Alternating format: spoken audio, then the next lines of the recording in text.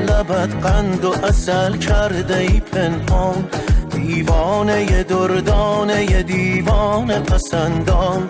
دیوانه شدم بس که تو دل میبریه یا از گوشه چشم تو غزل میچکد انگار. یک شهر شده دل داده موهای بلندت، جذاب ترین جاذبه شهر شده خندت. اینقدر نخند ناز نکن تاب ندارم، از ترس همین دلبریات خواب ندارم.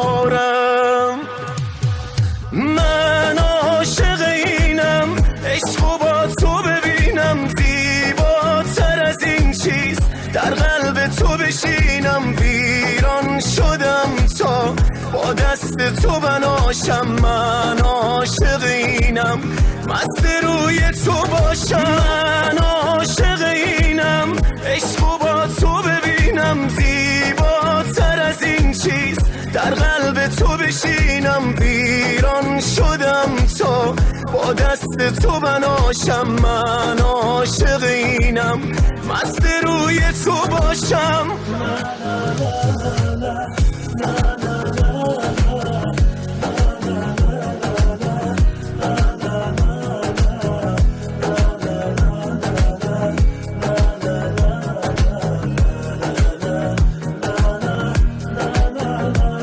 آتش بکشم ریشه بزن سخت بپاشم، من خلق شده ام تا که هوادار تو باشم. معماری اندام تو شاهکار زمان است، حرفای تو جذاب ترین شعر جهان است. من عاشق اینم عشقو با تو ببینم، زیباتر از این چیز در قلب تو بشینم. ویران شدم تا با دست تو بناشم، من عاشق اینم مست روی تو باشم. من عاشق اینم عشقو با تو ببینم، زیباتر از این چیز در قلب تو بشینم. ویران شدم تا با دست تو بناشم، من عاشق اینم مست روی تو باشم.